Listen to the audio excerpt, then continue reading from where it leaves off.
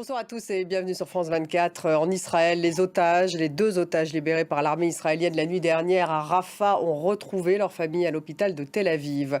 Leur libération a eu lieu lors d'une opération commando nocturne accompagnée de multiples frappes sur la ville de Rafah, où sont réfugiés des centaines de milliers de Palestiniens. Selon le Hamas, l'opération a fait au moins 67 morts. Cette libération des otages conforte Benyamin Netanyahou néanmoins dans sa stratégie d'une poursuite de la pression militaire jusqu'à la victoire complète, selon ses termes.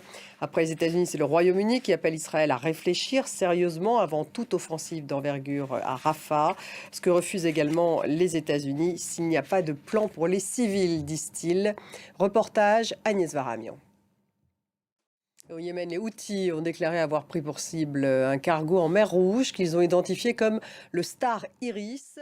L'équipage est sain et sauf et le navire s'est dirigé vers le prochain port d'escale, selon l'agence britannique maritime Trade Operations. Joe Biden a dénoncé des propos affligeants et dangereux de Donald Trump sur l'OTAN. L'OTAN ne peut être une alliance à la carte, a martelé le chef de la diplomatie européenne. Trump a suggéré qu'il laisserait la Russie attaquer les membres de l'OTAN qui ne contribueraient pas suffisamment au budget de l'alliance.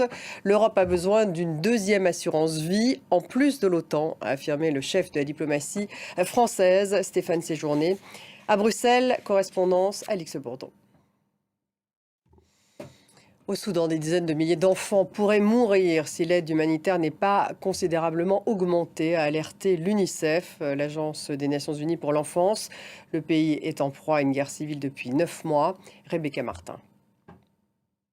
Et les sports tout de suite avec Benoît Perrochet. Bonsoir Benoît. Bonsoir Stéphanie. Et c'est donc la Côte d'Ivoire qui a gagné, elle a emporté cette 4e édition de la Coupe d'Afrique des Nations. C'est même aujourd'hui un jour férié en Côte d'Ivoire. Oui, et actuellement une grande parade des joueurs à travers les rues d'Abidjan jusqu'au stade Félix Houphouët-Boigny. Merci Benoît. Merci à vous. Voilà ce qu'on pouvait dire sur la Coupe d'Afrique des Nations. Direction le Brésil avec le carnaval de Rio qui bat son plein. Les meilleures écoles défilent depuis hier.